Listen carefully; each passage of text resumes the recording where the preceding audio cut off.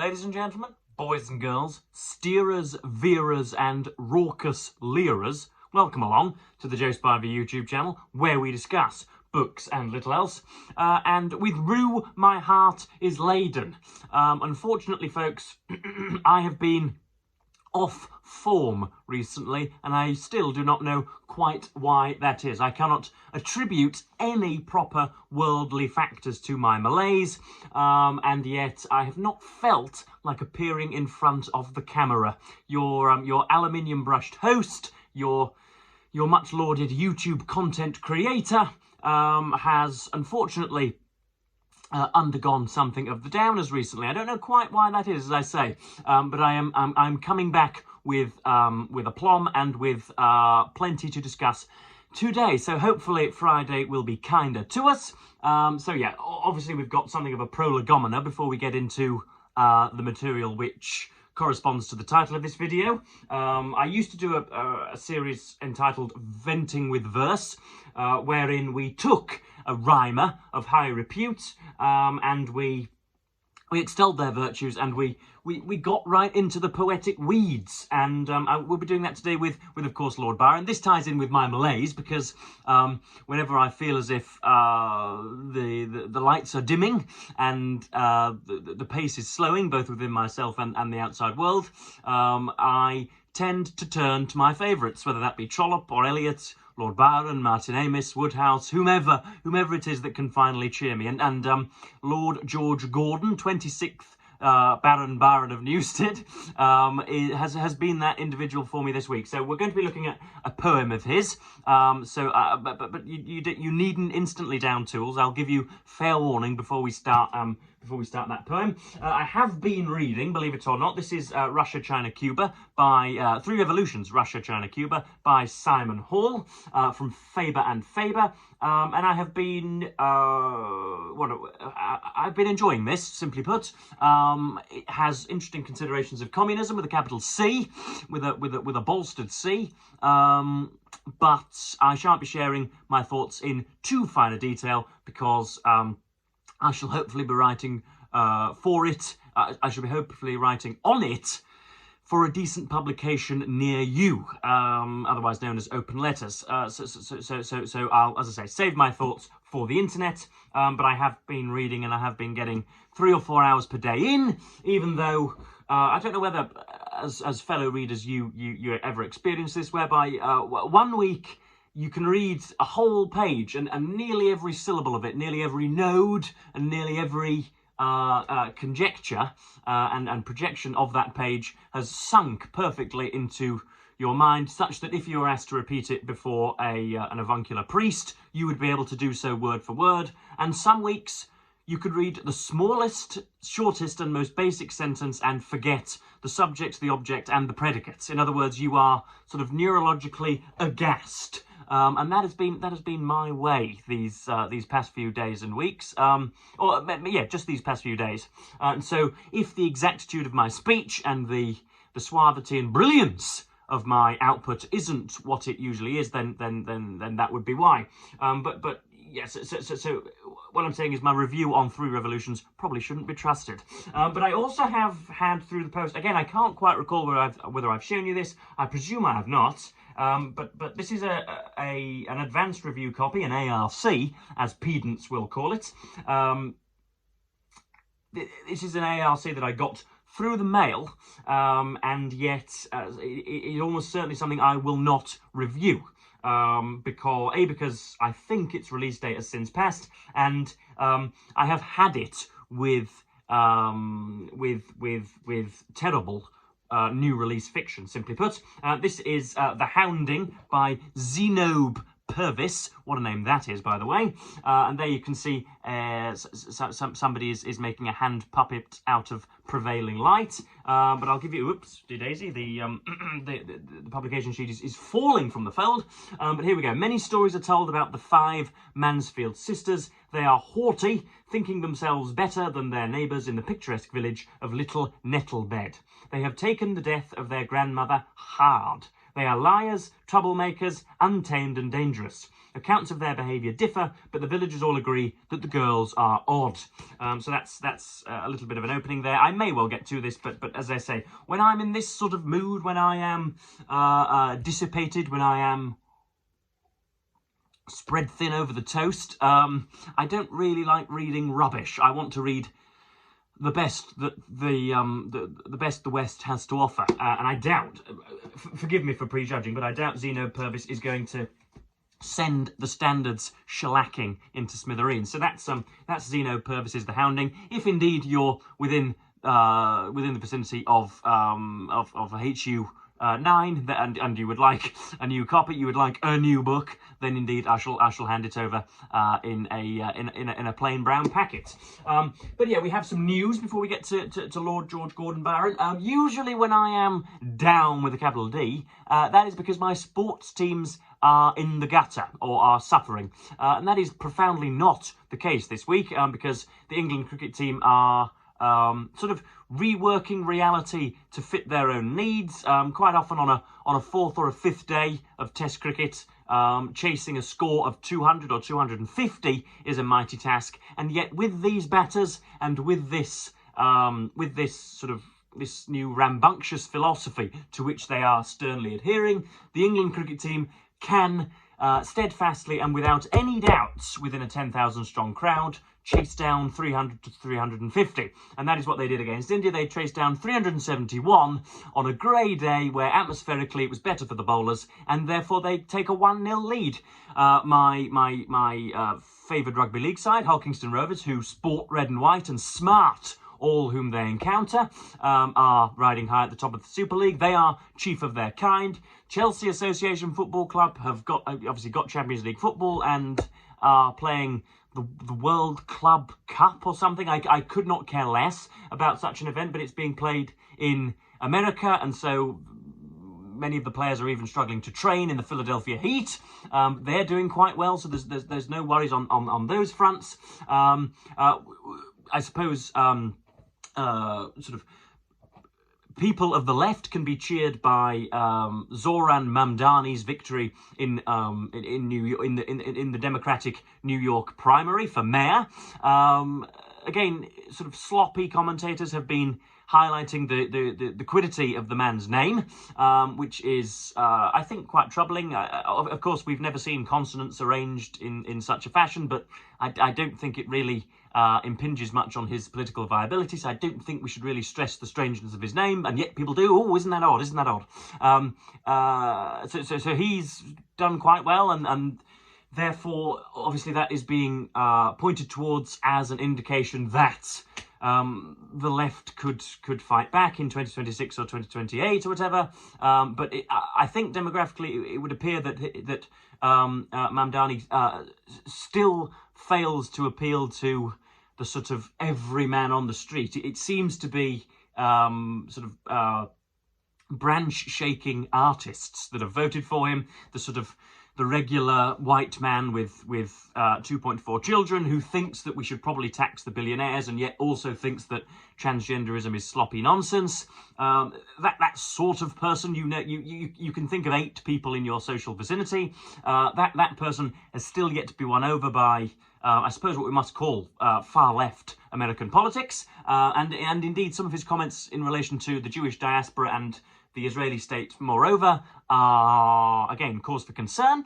But at least he's beaten Cuomo, and at least it looks like he might be the New York mayor. Whatever that means, I do not know. But there's that also. It has been confirmed that Donald J. Trump, the 45th and 7th president of those United States, is being given a state visit properly by Charles of the House Saxe-Coburg-Gotha, and so without wanting to incite anything or without wanting to imply anything, if anybody, any subscriber to this channel who also happens to be a London mobster knows of a book depository with a 3rd floor within scoping range of SW1, then let me know. But yeah, that's the news, and so we must go into the poem. So we are today looking at Lord Byron's second foray into the poetical world. This was written, I think, in 1809, so he was born in 1788 to astounding privilege, or at age sort of 7 or 8 when he was given the baronetcy. He was given astounding privilege in 1788. So by 1809 he is 12 and 9 is 21. So he's slightly younger than me. He is every bit as cherubic and every bit as pugnacious and every bit as acidic as the beloved, hopefully beloved individual nattering into the ether now. And he's written a collection of poems by the name of is it Hours of Idleness or Bowers of Idleness? I don't know. I shall call my poetry Bowers of Idleness, but I think it's Hours of Idleness. And it gets a bit of a pasting, actually, in the Edinburgh Review by a man by the name of Mr. Jeffery, I think. And, of course, Byron takes this as a personal smite. He feels smitten in a negative way. And again, a few years later, takes to his writing desk and writes English Bards and Scotch Reviewers. And we are going for the first, what are we going for the first? I think it's 160 lines today, and I'm going to read every single one of them out because they are all noteworthy or praiseworthy. Yes, so we're going to line 165 today, page 13 in here. So this is your opportunity to open another tab on your fine browser. Do away with the animated pornography, which I'm sure dogs your internet history, and go on to Wikipedia or go on to whatever poetry delivery sites you favour, and bring up English Bards and Scotch Reviewers, or indeed shuffle off to your shelves and find your mandatory copy of Byron's collected works, and turn it, of course, to English Bards and Scotch Reviewers. So off we go.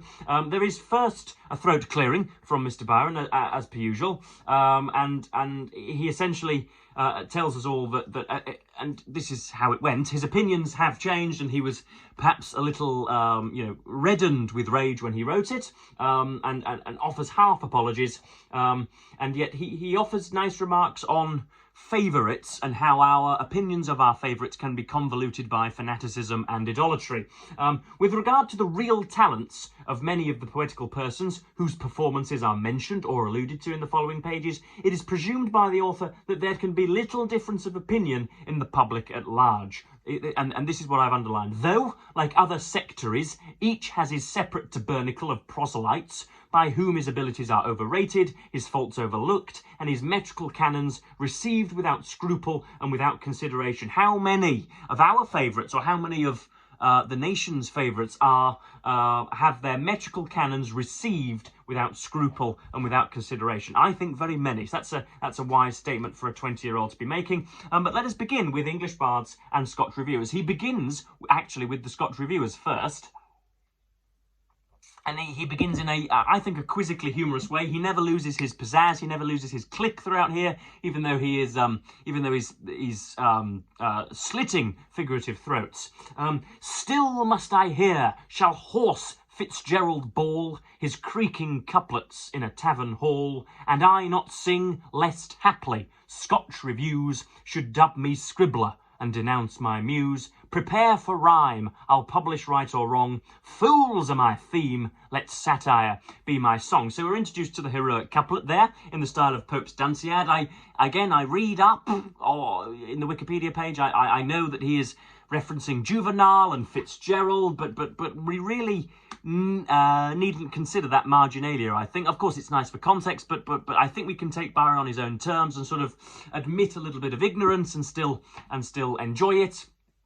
So here is the sort of, as I say, the quizzically humorous start to a poem which fells all pen-based practitioners. That's what I've written there up top in the margin this morning. Oh, nature's noblest gift, my grey goose quill. Of course, we use chopped sequoia now, but back in the day they used to feather birds. Oh, nature's noblest gift, my grey goose quill, slave of my thoughts, obedient to my will, torn from thy parent bird to form a pen, that mighty instrument of little men. The pen, foredoomed to aid the mental throes of brains that labour, big with verse or prose, though nymphs forsake and critics may deride the lover's solace and the author's pride. What wits, what poets dost thou daily raise? How frequent is thy use, how small thy praise? Condemned at length to be forgotten quite, with all the pages which 'twas thine to write. But thou at least mine own especial pen, once laid aside, but now assumed again, our task complete,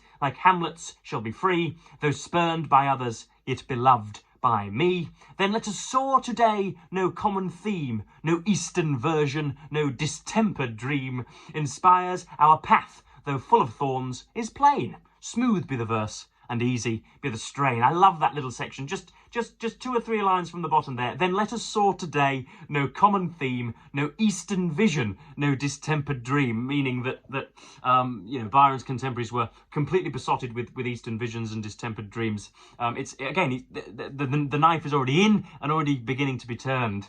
When vice triumphant holds her sovereign sway, obeyed by all who naught beside obey, when folly, frequent harbinger of crime, bedecks her cap with bells of every clime, when knaves and fools combined over all prevail, and weigh their justice in a golden scale, even then the boldest start from public sneers, afraid of shame, unknown to other fears, more darkly sin by satire kept in awe, and shrink from ridicule, though not from law. Now that took me a good 3 or 4 routines and reruns and laps in order to sort of grab the meaning. But even then, even with the Keats heuristic in mind, you have to consider that that rhyming for rhyming's sake actually makes your verse sound better. So that even if you are entirely talentless and have nothing to say, so long as you rhyme the lines, then there's going to be some significance imbued. But this is the classic, upcoming is the classic feigned humility of Byron. Such is the force of wit, but not belong to me the arrows of satiric song. Imagine after writing a 30-page satire saying that the satiric song does not belong to you. Such is the force of wit, but not belong to me the arrows of satiric song. The royal vices of our age demand a keener weapon and a mightier hand. Still there are follies even for me to chase, and yield at least amusement in the race. Laugh when I laugh, I seek no other fame. The cry is up, and scribblers are my game. Speed, Pegasus, ye strains of great and small. Ode, epic, elegy, have at you all. I too can scrawl, and once upon a time I poured along the town a flood of rhyme. A schoolboy freak, unworthy praise or blame. I printed. Older children do the same. 'Tis pleasant, sure, to see one's name in print. A book's a book, although there's nothing in it. Not that a title's sounding charm can save,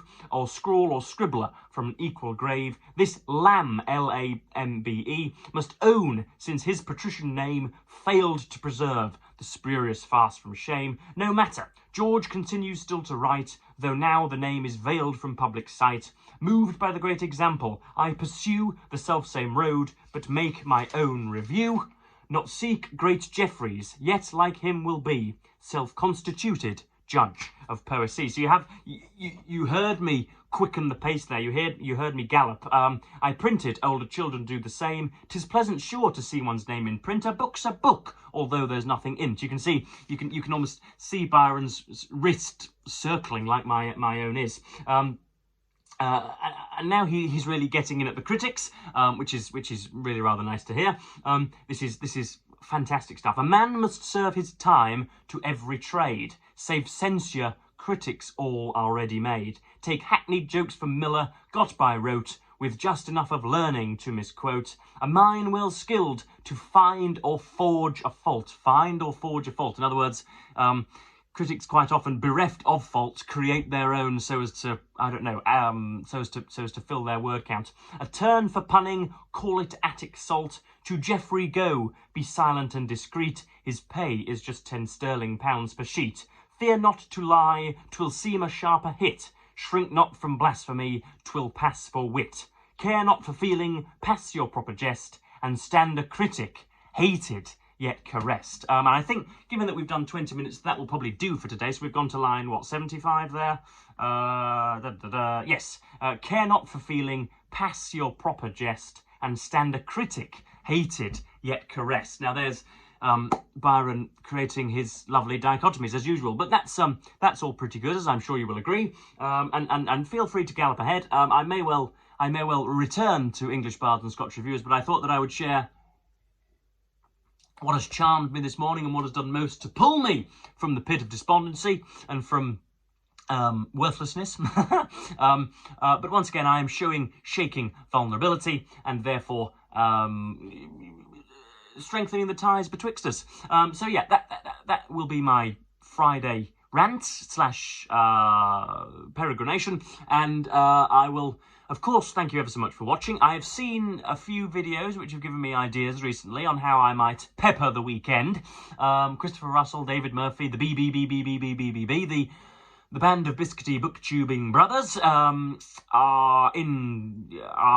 properly strengthened on the channel, on the site, and as I say, have given me some ideas for video making. So I'm going to stop here before I become completely incomprehensible and try and read some more of Simon Hall. So yes, I will thank you ever so much. Thank you ever so much for watching BookTube, and will commend your endurance by bidding you the fondest of earthly farewells.